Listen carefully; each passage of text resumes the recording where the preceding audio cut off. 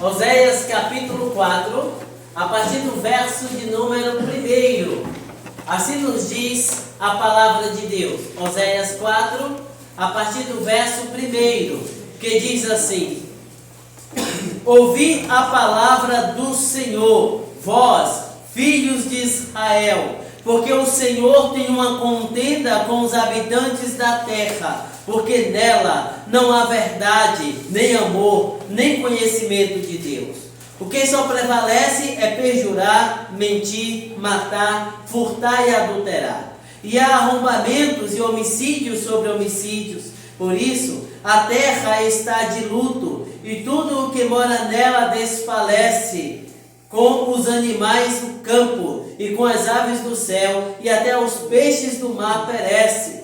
Todavia, ninguém contenda, ninguém repreenda, porque o teu povo é como os sacerdotes aos quais acusa. Por isso, tropeçarás de dia, e o profeta contigo tropeçarás de noite, e destruirei a tua mãe. O meu povo está sendo destruído, porque lhe falta o conhecimento. Porque tu, sacerdote, rejeitastes o conhecimento, também eu te rejeitarei, para que não sejas sacerdote diante de mim, visto que te esquecestes da lei do teu Deus, também eu me esquecerei de teus filhos. Quanto mais estes se multiplicaram, tanto mais contra mim pecaram. Eu mudarei a sua honra em vergonha. Alimentam-se do pecado do meu povo, e da maldade dele tem desejo ardente. Por isto, como é o povo, assim é o sacerdote. Castigá-lo-ei pelo seu procedimento, e lhe darei o pago das suas obras. Comerão, mas não se fartarão. Entregar-se-ão à sensualidade, mas não se multiplicarão, porque ao Senhor deixaram de adorar. A sensualidade, o vinho e o mosto tiram o entendimento. O meu povo consulta um pedaço de madeira, e a sua vara lhe dá resposta, porque um espírito de prostituição os enganou. Eles, prostituindo-se, abandonaram o seu Deus. Sacrificam sobre o cimo dos montes e queimam incensos sobre os outeiros, debaixo do carvalho, dos choupos e dos terebitos, porque é boa a sua sombra. Por isso, vossas filhas se prostituem e vossas noras adulteram. Não castigarei vossas filhas que se prostituem, nem vossas noras quando adulteram, porque os homens mesmos se retiram com as meretrizes, e com as prostitutas cultuais sacrificam, pois o povo que não tem entendimento corre para a sua perdição. Ainda que tu, ó Israel, queres prostituir-te, contudo, não se faça culpado Judá, nem venhais a Gilgal, e não subais a Bet-Aven, nem jureis, dizendo: vive o Senhor. Como vaca rebelde se rebelou Israel. Será que o Senhor o apacenta como a um cordeiro em vasta campina? Efraim está entregue aos ídolos, é deixá-lo.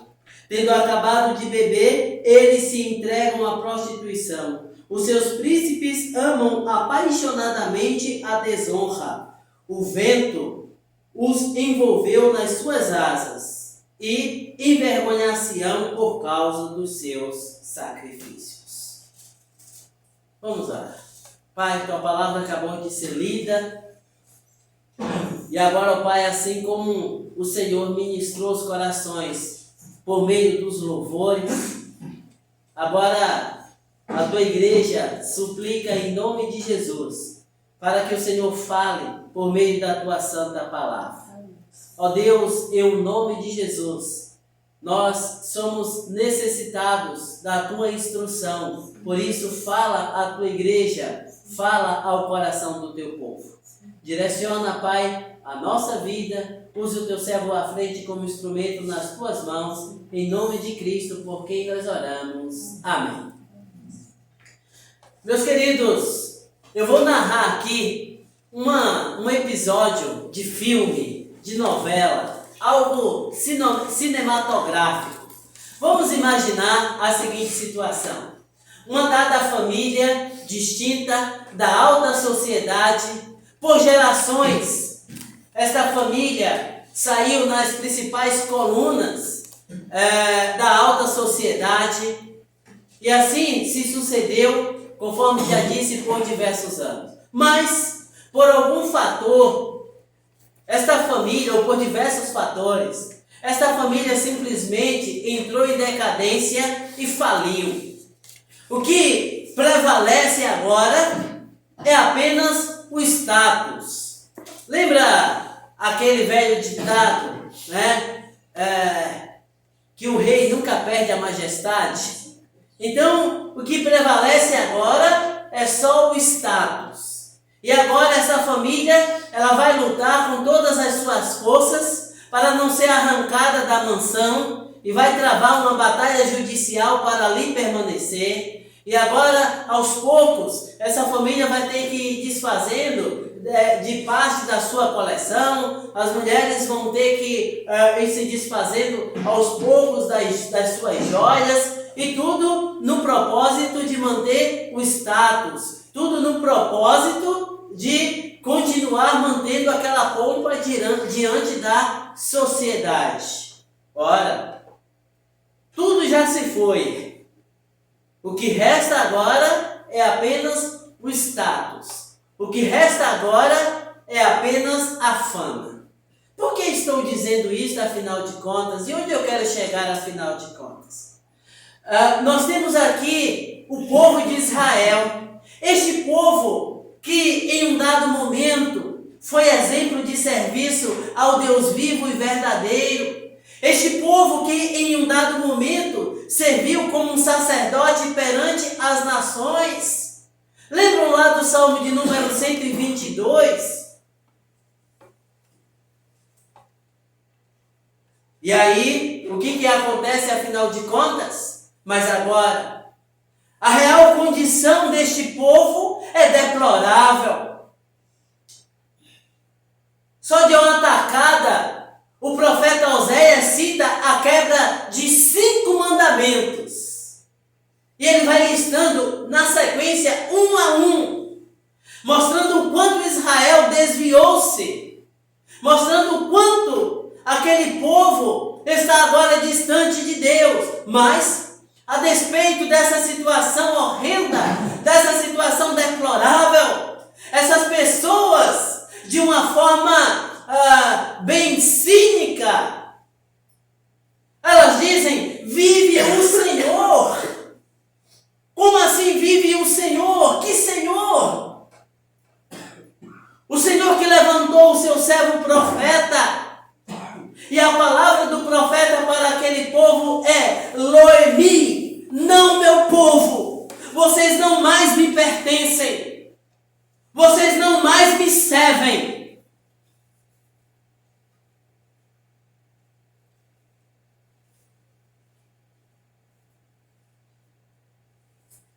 Este povo está na cadeira dos réus. O Senhor está apresentando quais são as queixas contra este povo, enumerando uma a uma, à luz da lei, e baixando por sua vez a sentença, baixando por sua vez o juízo. De modo, meus queridos, meus amados irmãos, que nós podemos falar nesta noite, nesta oportunidade, a respeito da seguinte ideia: o retrato de uma nação sem temor. Lembram quando o salmista diz que bendita é a nação cujo Deus é o Senhor? Mas essa nação aqui, este povo neste momento destaca-se pelo fato de não ter o temor do Senhor no coração. E elas ainda assim arrogam para si o status de povo de Deus. Ora, o Senhor traz palavras duríssimas através do seu servo, o profeta. Uma palavra dura para um povo que deveria servir de sacerdote entre as nações, mas ao invés de Israel servir de sacerdote entre as nações, ao invés de influenciar na verdade, passou a ser influenciada pelos povos pagãos.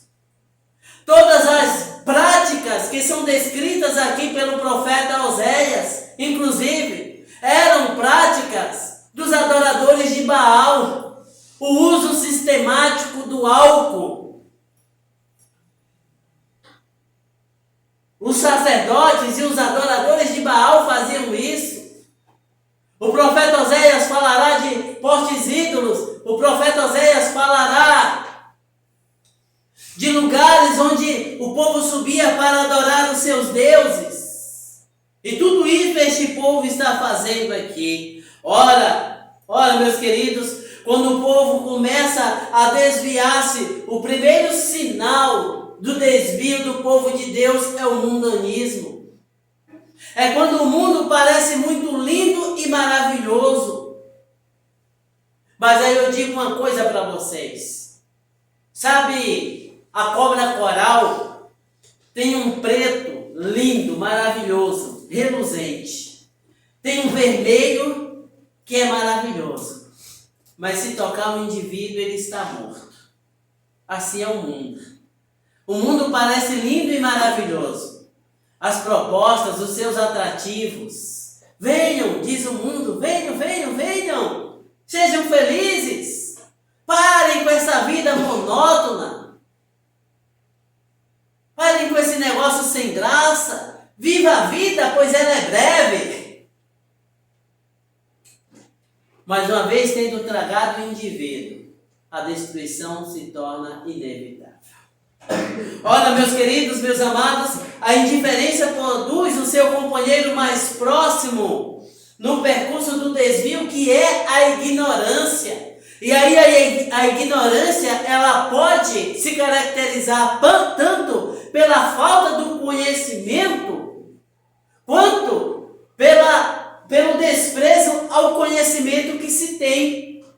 E aí, é interessante que aqui será dito de uma forma muito clara que a lei do Senhor ficou para trás, que as instruções do Senhor foram completamente abandonadas. Daí o verso 6 do nosso texto base diz assim, Oséias 4:6 diz assim: o meu povo está sendo destruído, porque lhe falta o conhecimento. Já ouviu o ditado de que conhecimento é tudo? Pois bem, a destruição está abatendo este povo, porque o conhecimento não mais faz parte da vida dessas pessoas. E o que acontece afinal de contas? Elas começam a cultivar uma vida de mentiras. Lembra quando eu falei lá atrás sobre a aparência? Esse povo está cultivando aqui uma vida de mentiras. Versos 1 e 2 diz assim: ouvi a palavra do Senhor, vós, filhos de Israel, porque o Senhor tem uma contenda com os habitantes da terra, porque nela não há verdade, nem amor, nem conhecimento de Deus. O que só prevalece é perjurar, mentir, matar, furtar e adulterar. E há arrombamentos e homicídios sobre homicídios. Não há verdade neste povo. O que só prevalece é a vida de mentiras. Primeiro, eles mentem para si mesmos. Sim, porque quem pensa que está enganando a Deus está, na verdade, se auto-enganando. Sobretudo porque a palavra é muito clara quando nos instrui da realidade de que o Senhor é onisciente. O Salmo 139, o salmista diz assim: Senhor, tu me sondas e me conheces.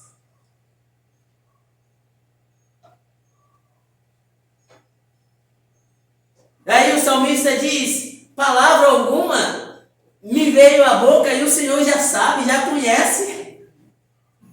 Portanto, não há absolutamente nada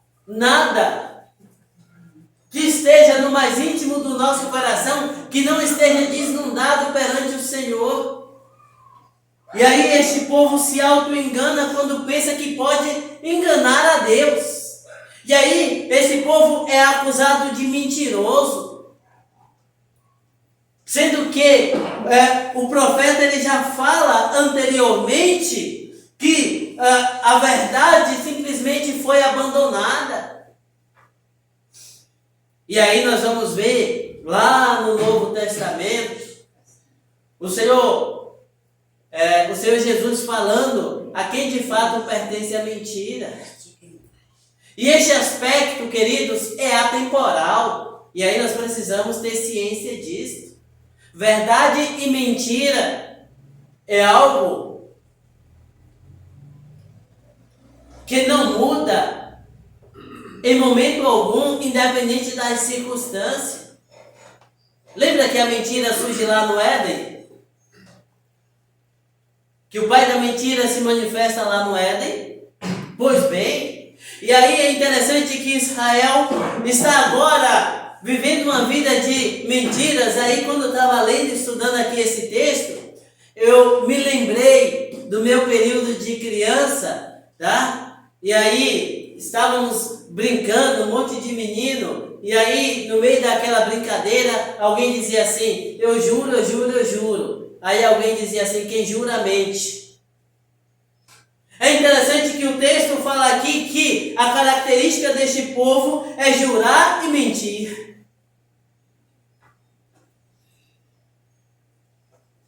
Que decadência para alguém que em um dado momento da história foi referencial de serviço e de adoração ao Deus vivo. Sim, queridos, o que essas pessoas ofereciam a Deus? Ofereciam um sacrifício insincero. A apostasia se tornou uma realidade na vida de quem deveria ser referencial. Se Deus é Espírito e verdade, como alguém que vive uma vida de mentiras pode ter uma vida de comunhão com Deus? Não dá.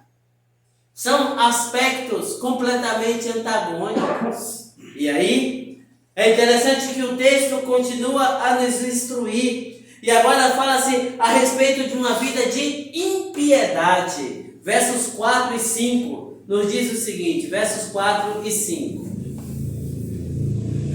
Todavia, ninguém contenda, ninguém repreenda, porque o teu povo é como os sacerdotes aos quais acusa. Por isso, tropeçarás de dia, e o profeta contigo tropeçarás de noite, e destruirei a tua mãe. Sim, queridos, observe que aspecto interessante para o qual o profeta chama a nossa atenção nesse instante. Sim, a impiedade é uma característica real na vida destas pessoas. É interessante que quando nós atentamos para o Salmo de número 24, o salmista indaga quem, Senhor, está apto a estar em tua santa presença. E ele diz assim, aquele que é limpo de mãos, puro de coração. E aí ele vai descrevendo uma série de características, qualificando naturalmente a pessoa piedosa. Mas, ao contrário da piedade, a impiedade faz parte aqui da vida deste povo. E aí eu convido você a que vá comigo para o capítulo 7. O verso de número 8 diz assim, capítulo 7, verso 8, que diz assim: Efraim se mistura com os povos, e é um pão que não foi virado. O que acontece com o pão se não... né?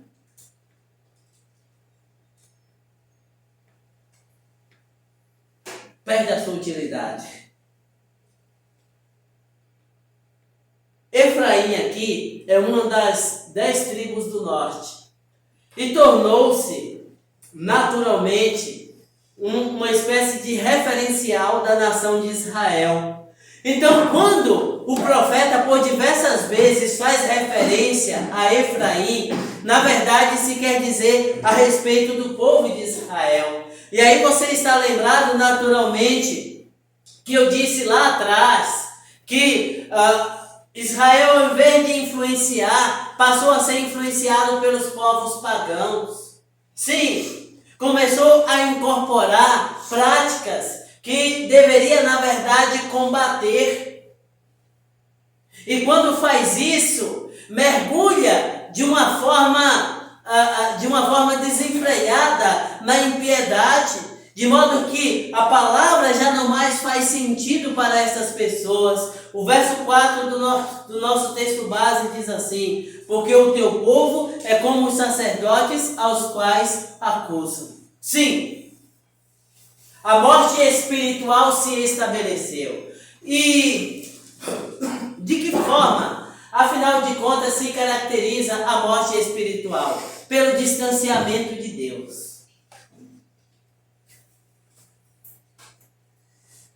Deus é o Criador, separa para si um povo para a sua adoração, dá a sua palavra, a sua instrução, mas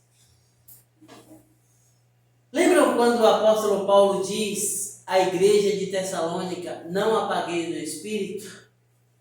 E aí, naquele contexto, ele dá uma série de orientações sobre como o indivíduo pode apagar o espírito em sua vida. Ora, meus queridos, meus amados irmãos, esta é a situação real de Israel, porque afinal de contas, o povo entrou nessa situação, porque este povo é direcionado, é guiado por líderes ruins, líderes completamente mergulhados no pecado. Esses líderes estão cultivando em suas vidas aquilo que na verdade deveria combater, deveria frear na vida do povo. E aí a liderança como um todo está completamente distante do Senhor. Eu já disse para vocês, é uma geração em uma época que está completamente mergulhada no álcool. E isso é bastante interessante, porque dentre as drogas, o álcool é a droga mais destrutiva que existe na sociedade. Talvez você diga: não, pastor, não é. É essa, aquela ou aquela outra. E qual é o problema do álcool? É que é uma droga socialmente aceita.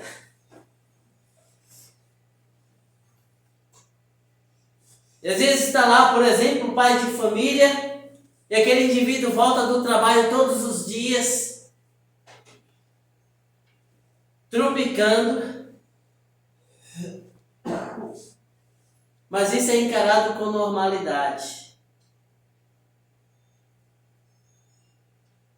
E por incrível que pareça, por diversas vezes no texto, Oséias fará a acusação de que o álcool domina este povo, o álcool domina esta sociedade.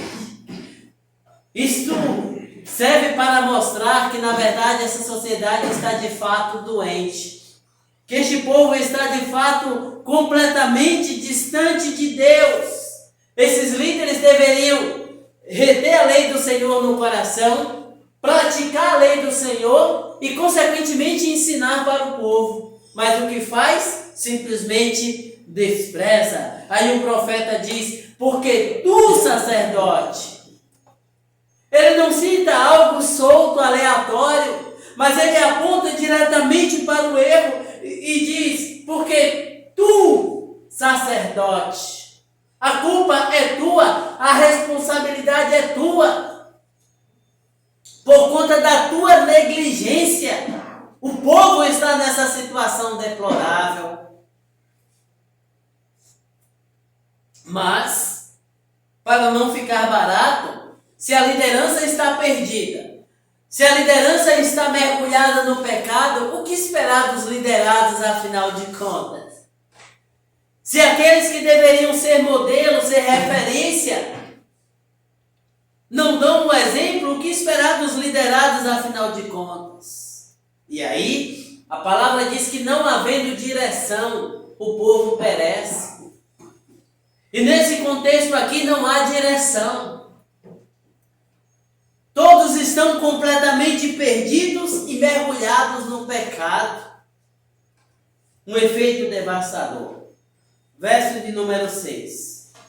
Verso de número 6. Verso de número 6. O meu povo está sendo destruído, porque lhe falta o conhecimento. Porque tu, sacerdote, rejeitastes o conhecimento. Também eu te rejeitarei, para que não sejas sacerdote diante de mim, visto que te esquecestes da lei do teu Deus, também eu me esquecerei de teus filhos. Porque tu, sacerdote, que tinha a incumbência, que tinha a responsabilidade. E aí é interessante porque, dentro dessa expressão aqui, o tu, sacerdote, alguns estudiosos são da opinião de que, no primeiro momento, a referência é aos líderes constituídos, mas na sequência a referência é ao povo de Israel, que tinha a responsabilidade de ser como sacerdote diante de Deus perante as nações. E o que acontece afinal de contas? A lei do Senhor é completamente desprezada. A ignorância intencional se estabelece aqui no meio deste povo. Queridos, vamos imaginar a seguinte situação hipotética. A casa começa a pipocar em rachaduras. Certo? Acontece isso com as casas, não acontece? Uma outra. Então começa a surgir rachaduras. O proprietário da casa, preocupado com aquilo, chama o engenheiro para avaliar a situação, avaliar a estrutura da casa. E o engenheiro chega lá e faz alguns estudos, avalia a situação e, no final das contas, chama o proprietário da casa e diz: olha, vamos fazer assim, nós bateremos algumas colunas em alguns pontos estratégicos e isso vai resolver a situação e a casa não mais dará rachaduras. São rachaduras superficiais e dá para resolver com algumas colunas. Beleza? Mas vamos imaginar uma outra situação.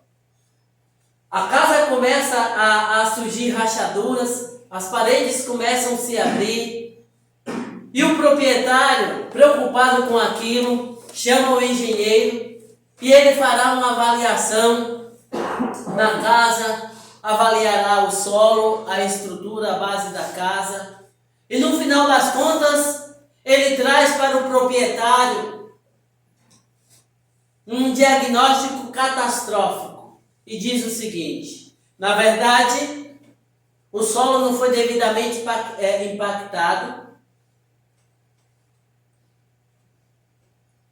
o alicerce está cedendo e a casa vai desabar. Eu recomendo que imediatamente vocês peguem aí as coisas de dentro de casa, porque a qualquer momento a casa vai ao chão. Queridos, este é o problema aqui. Sabe por quê? Porque as bases estão completamente comprometidas. A lei do Senhor não faz nenhum sentido para estas pessoas. É o próprio Deus quem denuncia por meio do seu servo, o profeta, e diz: visto que te esquecestes da lei do teu Deus. Sabe o que vai acontecer? Eu me esquecerei de teus filhos, eu não abençoarei os teus filhos. Sério isso, não é? E como? E como?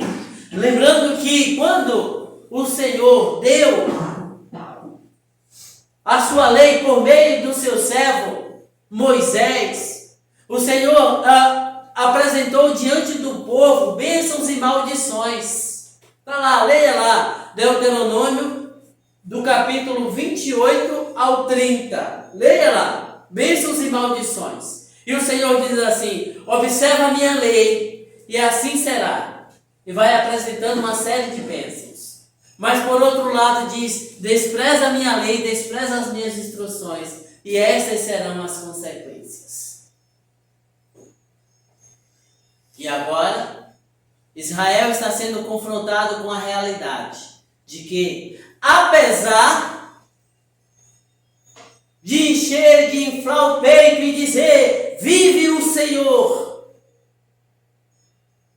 é o próprio Senhor quem levanta o seu servo profeta e diz, não tenho nada com esse povo.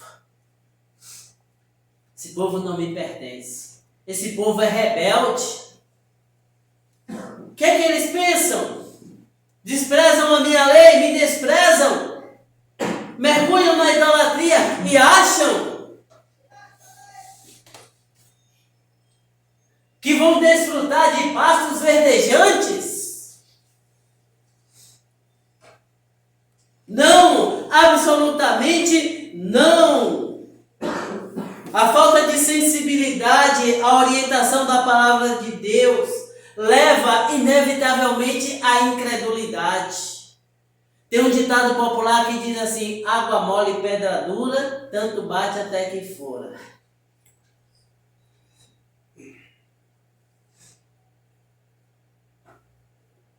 Você vai acostumando a desprezar a lei do Senhor, vai relativizando os ensinamentos da palavra de Deus. O ímpio do seu lado vai dizendo assim, o que é que tem? Não se cobre assim. E você começa a relativizar. Uma mentirinha. Uma fraudezinha aqui. Um errinho ali, o que é que tem? E chega num determinado momento em que a coisa está tão sistematizada que o indivíduo já não consegue mais diferenciar a direita da esquerda, porque tudo vira a mesma coisa. Por isso é que a palavra ela bate tanto na mesma tecla e vai, e quando o Senhor manda os pais ensinarem os filhos, por exemplo, diz assim, ensina durante todo o tempo, andando, levantando e vai, durante todo instante para não sair. Sabe por quê? Porque o seu coração tem uma tendência natural de ir no sentido contrário à lei do Senhor.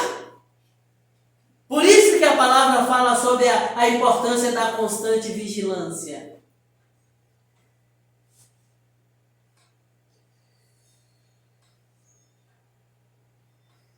Vive o Senhor. Verso 15 aí, olha só, olha o cinismo deste povo. Lá no finalzinho, a última linha diz assim, ó. Vive o Senhor. Um pouquinho antes, está sendo denunciado que este povo não só erra, como tenta influenciar outros ao erro. E aí, de uma forma bem cínica, diz, vive o Senhor. Como assim? Que Senhor? Que Senhor? Ora, meus queridos, meus amados irmãos, como aplicar isto?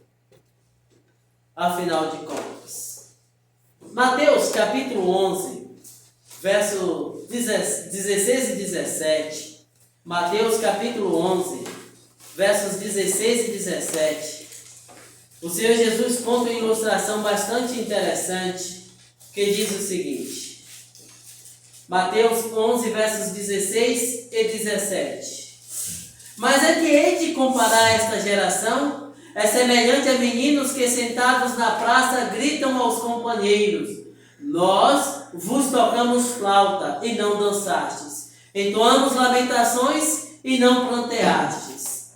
E aí ele continua. Por que o Senhor fala isso?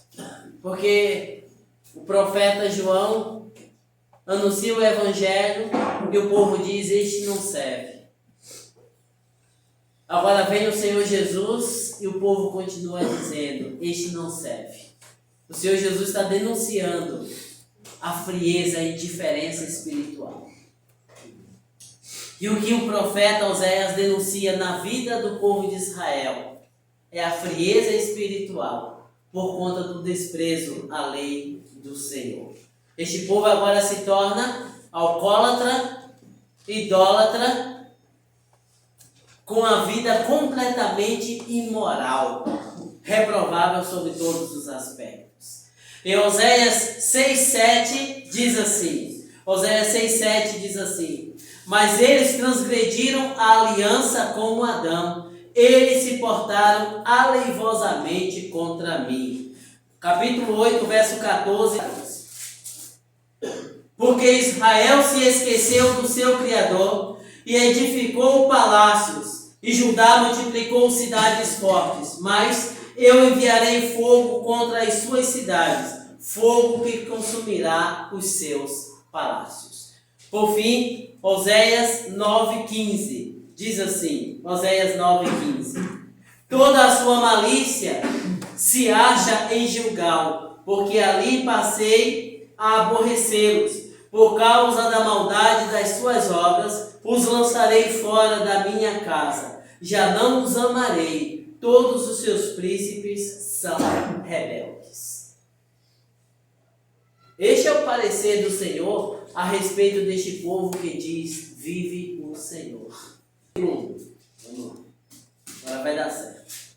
Vamos lá. Capítulo 1, verso 28. Agora sim.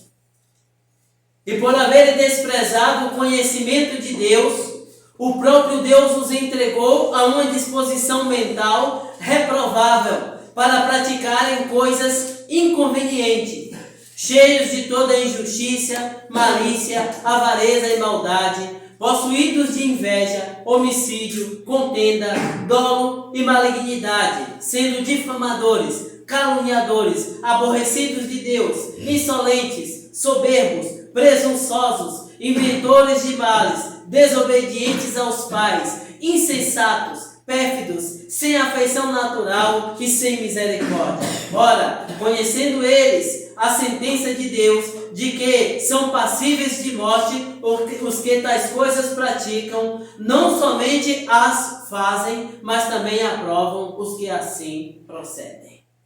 Tem alguma semelhança? Percebem? Indivíduos que desprezam a lei do Senhor e não se dão satisfeitos só por desprezarem a lei do Senhor. Trabalham para convencer outros a que pratiquem a mesma desobediência. Resultado: juízo de Deus. Queridos, Deus não muda. A palavra é clara ao afirmar isso, que em Deus não há variação nem sombra de mudança. O mesmo Deus que levanta o seu servo, o profeta Oséias, para confrontar os erros e os pecados de Israel. O mesmo Deus que levantou o seu servo, o apóstolo Paulo, para confrontar os pecados dos seus dias. É o mesmo Deus que levanta hoje os seus servos, os pastores, para confrontarem os pecados do povo e dizer: voltemos para a palavra. A cultura está aí, pressionando a igreja de todas as formas. Nunca foi diferente. Nunca foi diferente. E aí, você tem que ver como perigoso aquela ideia de, ao invés dos indivíduos serem confrontados com a palavra, simplesmente são confortados com palavras de autoajuda. São confortados com a ideia de que o problema não está em você, o problema está nos fatores circunstanciais. Pare de se culpar. O que é isso? A vida já é tão difícil, dizem alguns. Ora, igreja, não se deixe levar por esta cantilena. Atentem para a instrução da palavra de Deus. Estão querendo relativizar a mentira. Está na moda agora fake news, né? A mentira é do diabo, sempre foi e continuará sendo. E não se esqueçam que o diabo mente e diz que está combatendo a mentira. A estratégia sempre foi essa. Atentem para a palavra de Deus. Quando seu coração desejar muito determinada coisa, ao invés de pedir conselho para o seu amigo, vá primeiro examinar a palavra de Deus. Não quero dizer com isso, claro, que o amigo é ruim, de forma alguma. Mas eu estou dizendo que a palavra é o fiel da balança. É ela que deve avaliar de fato as nossas inclinações. Porque é ela, a palavra, que nos diz quem é Deus e qual é a vontade dele para a nossa vida. E que ele, Deus, segundo sua graça e sua infinita misericórdia, nos ajude para que, como integrantes desta nação, primeiro, sirvamos a Deus de fato e de verdade, e que depois sejamos sacerdotes de Deus perante a nação. Né? Lembre que Pedro diz: vós sois sacerdócio real, nação santa. Então, a igreja é posta como sacerdote no meio onde ela está inserida, para confrontar, sim, muitas vezes, para consolar também, para dar bons conselhos também. Portanto, sejamos instrumentos nas mãos de Deus, para que sejamos abençoados e que, consequentemente, sejamos também abençoantes. Amém?